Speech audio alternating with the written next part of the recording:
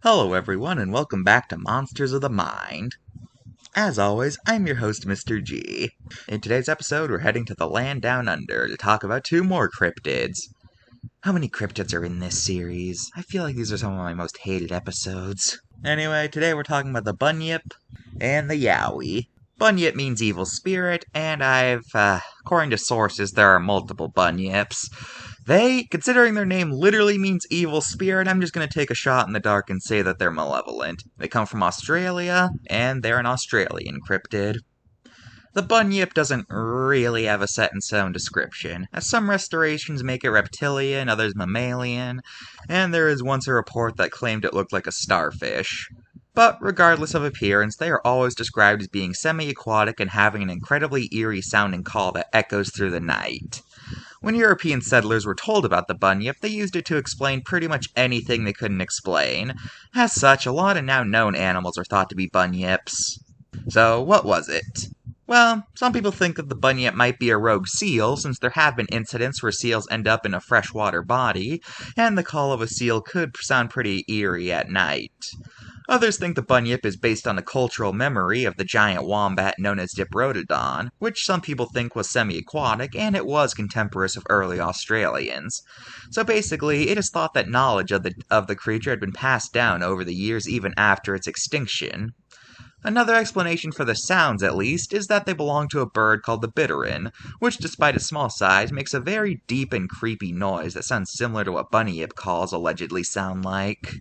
Meanwhile, Yowie, I think, means hairy beast. I've heard some places say that, but I haven't seen any full confirmation that that's what it translates to. And just like the Bunyip, Yowies were presumably a species. Whether they're good or bad is pretty debatable. There have been some places saying that they're timid creatures, while others say they're highly aggressive animals.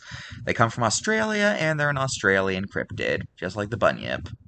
Now, the Yowie is the first example in the series of Sasquatches, which are giant hairy men that supposedly live out in the world.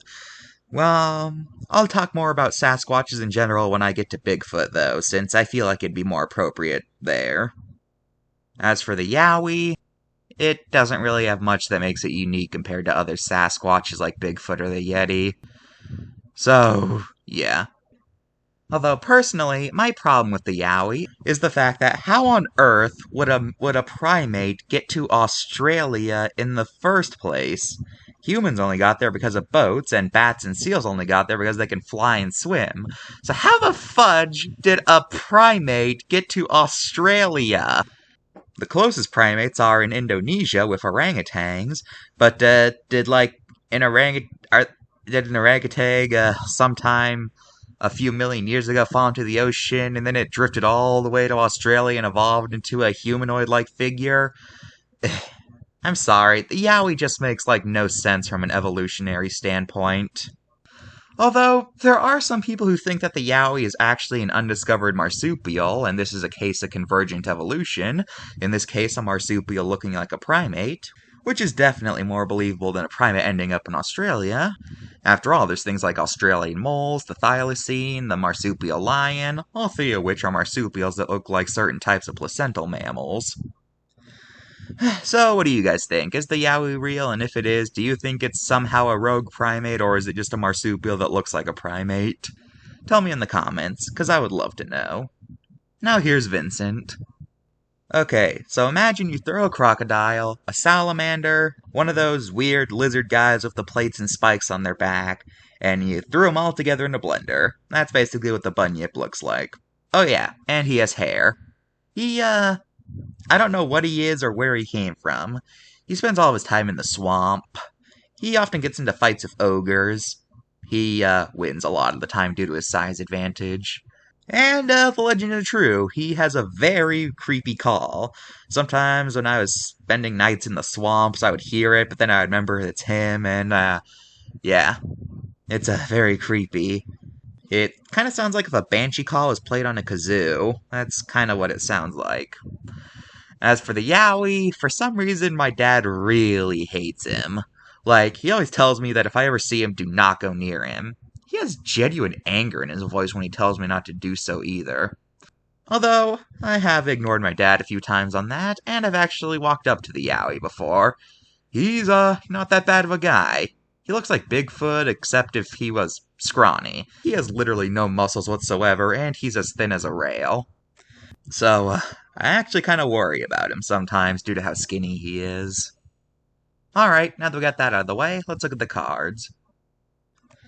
Well, for the Bunyip, you can see that they went with the reptilian interpretation. I'm not gonna deduct points for that. Like I said, there is no set in stone description for how the Bunyip looks. Although one thing I do have to criticize is that it claims that it's one of the deadliest mythological creatures ever. And I find that highly contentious. Like, really? You're claiming the Bunyip is one of the most dangerous? If we're talking mythology, you got things like Typhon, the Hydra, Cerberus, Jormungandr, Fenrir, vampires, werewolves, ogres, trolls. But the Bunyip you're considering one of the most dangerous creatures? Yeah, I think I'll deduct a point just for making that claim. Does that sound harsh? I don't care.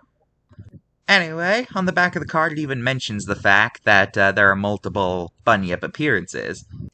And it seems to be implying that this means that the Bunyip is a species and those are all different forms of it? Okay. I do like how this card brings up the theory that the Bunyip is based on extinct mammals, which is what I personally believe. Anyway, I give this card a 9 out of 10 due to its highly contentious, most dangerous mythological creature claim. As for the Yowie card, well, first of all, and I don't mean to be crude, but they gave it nipples. Secondly, they gave it saber teeth, which is something that I don't think I've ever seen anyone ever depict the Yowie with. Like, what is their source here? Here's a cool detail I noticed. Looking at this card more, it seems very orangutan-esque. As I mentioned earlier, orangutans are the closest primate to Australia, so this card seems to be implying that the Yowie here is actually an evolved orangutan. I don't know if that was their intention, but it definitely looks that way here. And I find that actually kind of cool. I know I ridiculed that concept earlier, but here it's not that bad actually. But I deduct a point for this card for unnecessary cruelty towards a dog, since on the back of the card it shows a dog barking at a Yowie with the implication that it's going to eat it. I don't care if this is accurate or not, I'm deducting a point for unnecessary harm towards the dog. Trust me, when we get to Nightmares of Nature, I'm going to be doing that a lot. Yeah. Anyway, this card also gets a 9 out of 10. I couldn't really find many pop culture appearances of these two, at least internationally. I'm assuming they've been in a lot of Australian media, kind of like how Bigfoot's in a lot of American media. Maybe, I don't know. Are any of my viewers Australian? Can you confirm or deny this? As for things that are international, apparently Bunyip exists in the Godzilla universe, but I couldn't actually find any pictures that don't look like fan art. I found this terrifying animatronic from an Australian theme park. If I have to see it, so do you. And there's a brand of chocolate named after the Yowie. Yeah, that's it. That's all for this episode of Monsters of the Mind. Join us next time when we talk about the labors of one of the most famous heroes in all of Greece. Bye!